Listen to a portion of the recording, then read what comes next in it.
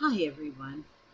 I just thought I would go ahead and turn on the camera as I'm getting fabrics ready to work on my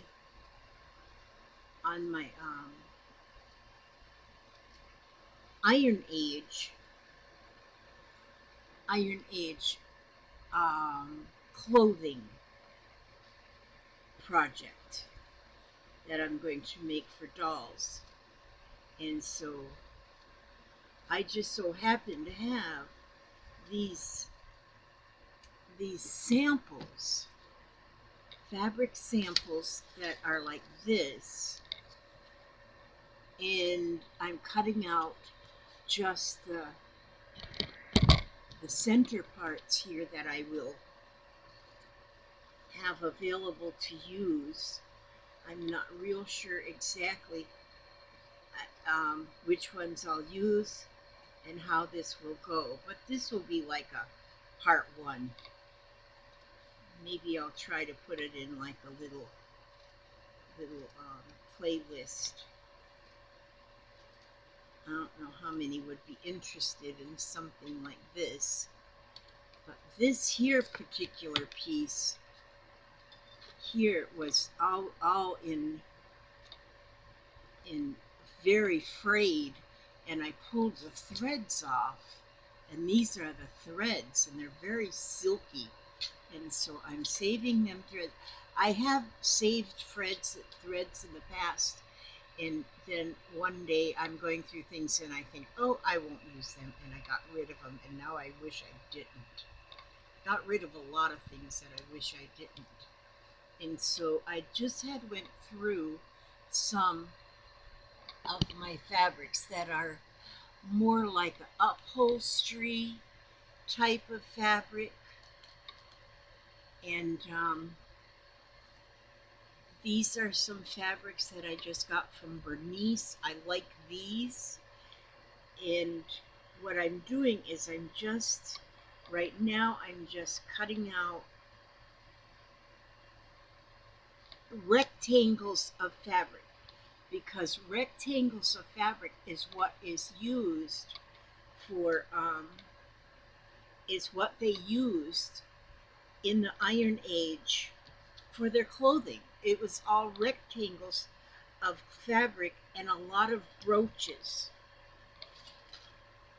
And so I'm going to kind of make little brooches using like little bulb pins and just adding little decorations to them. And so I was just looking for my little, where did I put my little whatchamacallit? See how I lose things so quickly? I have my package ready to go for my winner from yesterday, but I didn't get it addressed in time for the mailman, so it won't go out till Monday. What did I do with that little thing? Okay, because I want to make these little dolls. For one thing, I want to use them, make them on the little peg, but I wanted to make a larger one first on my dress form. See how I lose things so quickly? Well, I won't really search for that right now, but I'm going to guesstimate at the size of the rectangle I'm going to need. And so I'm just going to cut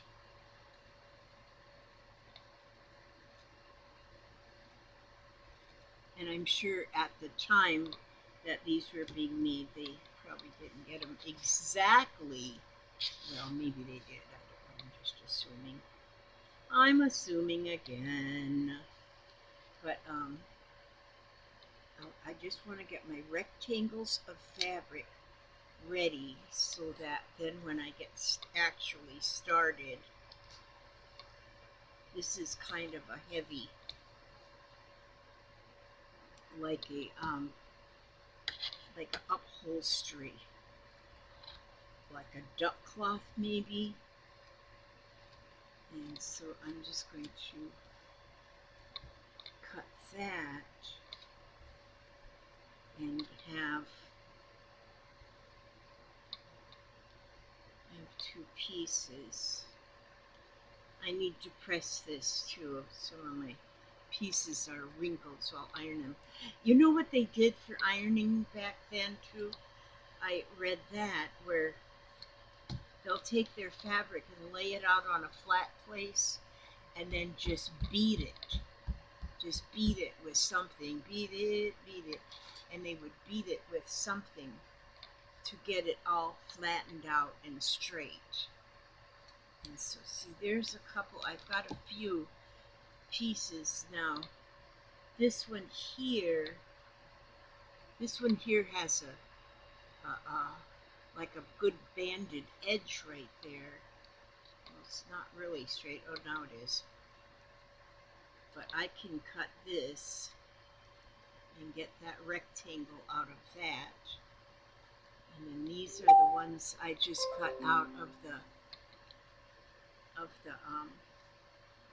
squared, rectangle shapes of now this here fabric was sent to me by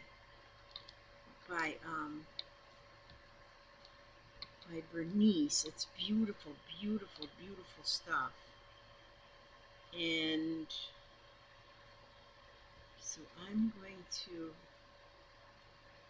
this might be too wide, maybe not though. And I'm leaving my edges raw just for these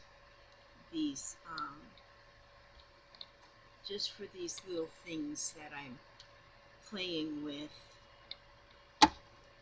And so, oh goodness, see how this ravels so nicely. And but I've got a few pieces. This one here too was from Bernice, and I like how the edge, it's got a already frayed edge. Not that they used frayed edges back then, but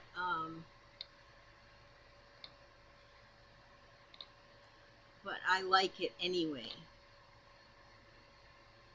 And so I'm thinking that this piece will make like an apron. No, I didn't get that straight, did I? I should use a ruler and the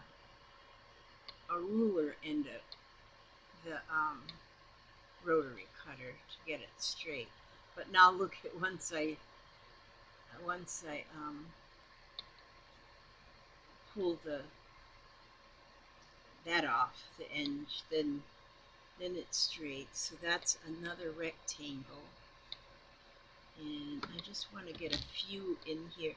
This one too was from Bernice. Look how beautiful that is. And so I want to take, oh, you know what, this one,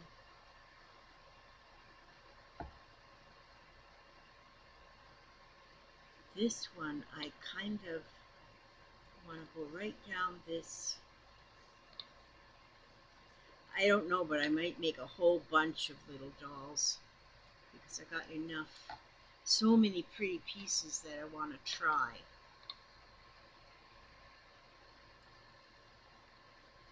So many pretty pieces. And like this, I'm thinking of the apron part too. That's beautiful. Now, that piece, I'll take that off, and that's a perfect rectangle right there. Put that on my keep pile. And I have plenty of extra. And then I love this. This is like a mattress ticking here. And this one I think I'm going to make the wider. I'm going to make the wider piece, because this will go on the tunic part of the dress, because they first make like a tunic underneath.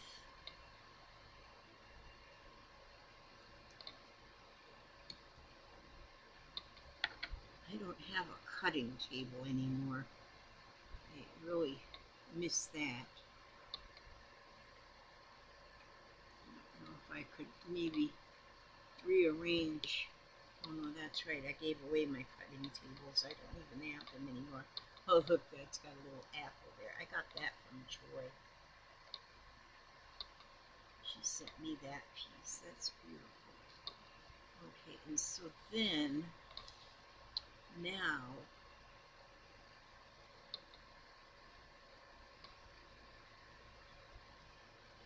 I'm just going to cut that. So I got 2 rectangles. Those will be too long, but I can trim them up whenever I get ready to start putting that together. And then, let's see, where did I put that? What else do I have here? Oh, I have this one piece here. This is another sample. Oh, isn't that beautiful with the birds? That's a beautiful piece right there. And I was reading about the Baltic Finns and the Baltic Vikings this morning. Of course, I was sent that. I have the, I swear, I go on these wild goose chases. I love them. I guess that's the same as going down the rabbit hole. I love rabbit holes. It's amazing what you find down in the bottom of the rabbit holes. Okay, so I have those. Then another thing they use a lot is braid. I suppose what they do is they I have some more in here. This is all lace. Braid. They use a lot of braid. Like this is, of course, machine made, but they make a lot of their own woven belts and things. But I have a few things here that will work nicely on the edges, and so I'm going to use those. Now, of course, they didn't have satin ribbon like this, but having this ribbon like this, oh, that'll go good on that green. That'll match that green. So I've got a few things in here that I'll be able to use in finishing up. And I have this one too. It's a ribbon, but oh, that'll go nice with this green or the brown. That'll go nice with that. And so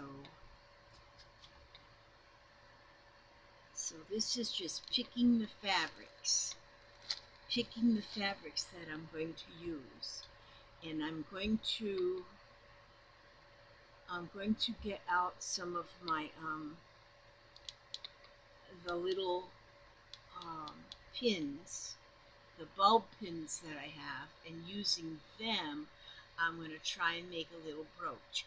Or I might even have I have some earrings that I can make a brooch out of. Little, because I wanted a little brooch, because these rectangles, as they were using them in the Iron Age to make the clothing, it was put together with brooches. They didn't have sewing machines, of course, and maybe they didn't even have a lot of needle and thread. I'm not sure exactly why, the reason that they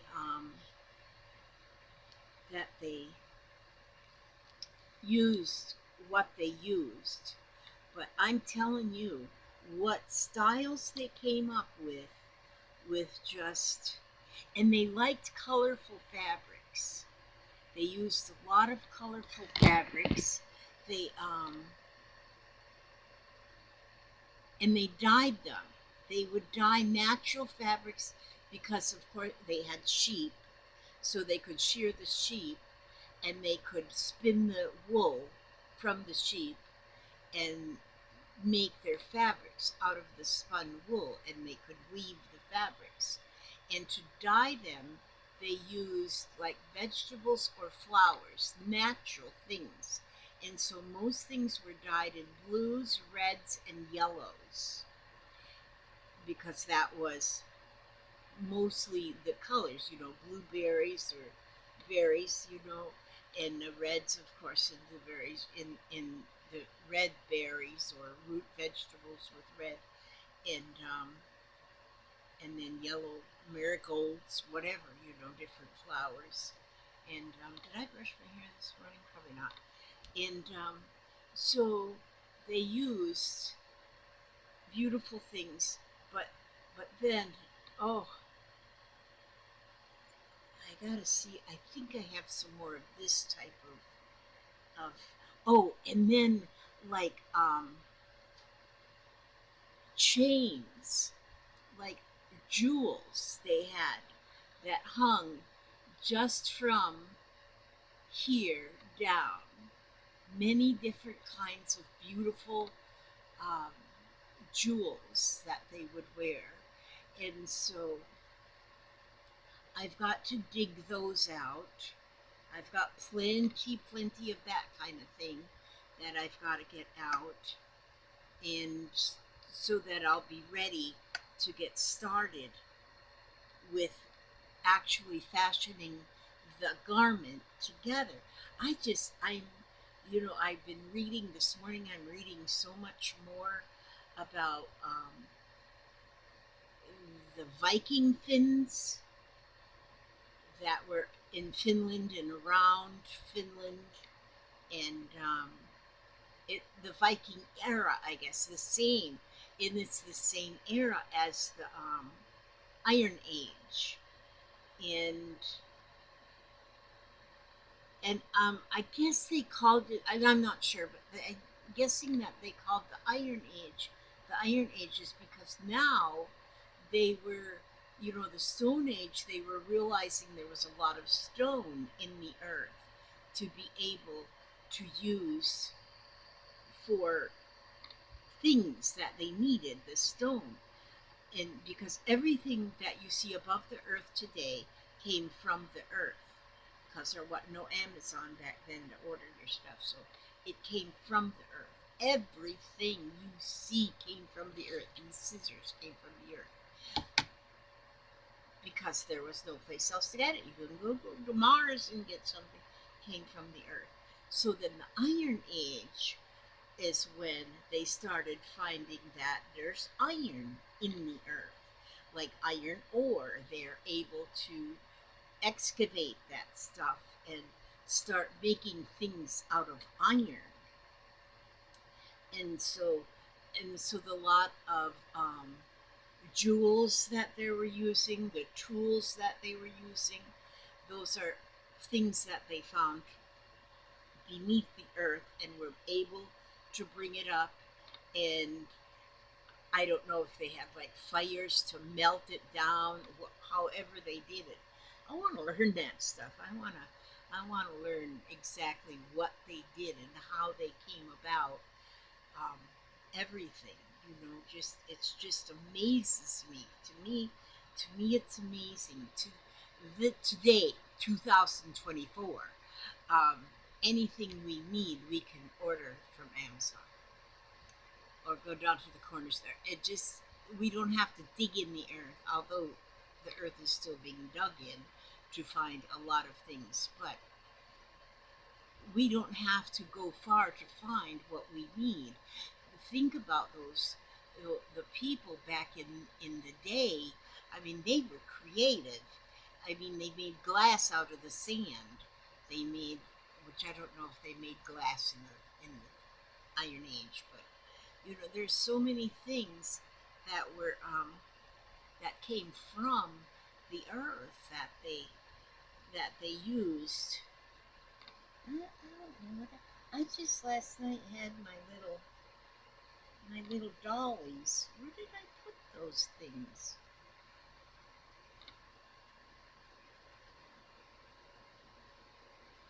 How can one how can one lose? Oh, there's my box. There's my box right there. Alright, well I didn't have the one here that I had opened already. Well, I got one here. Look at my little, got some fabrics in here. Also, because this was a kit I had bought long ago. Got some satin in there. Okay, nothing in there right now that I'll use other than the little dress form. But I got my dress form in there, and I can get that. It's funny because I had one open, and I swear I am a loser. I lose everything. And so let's see now. I can. Oh, so she's like all put together nicely already, and she's got a little stand here, and this is what, so that she can be that tall. So this will go first, these pieces on her. So this is going to be fun. This is going to be fun. So I'm going to probably leave this right here. I'm still doing that studying. That's how I can put two videos together, but I still haven't got that editing thing down. I'd rather just be making stuff than studying anything about electronics. I think I know enough. That's it. Okay, well, I'm going to leave it at that right now. 22 minutes I've been on, and I do need to get a little reading done here. God's Stairway. Glasses are still in the bathroom. Step by step we climb each day closer to God. With each prayer we pray. For the cry of the heart offered in prayer becomes just another spiritual stair in the heavenly staircase leading us to a beautiful place where we live anew. So never give up, for it's worth the climb to live forever in endless time. When the soul of man is safe and free to live in love through eternity. I guess I ask God to watch over you every step you take, every move you make, keep you safe and secure, keep you happy, healthy, and humble, and bring you back safely to the next video. And no matter, always remember, no matter how hard life gets, stay another day. Now, we're going to turn this off, take my medicine, finish my coffee, and get on with my day, which is right here in this little spot. God bless and keep you all. Thank you for watching.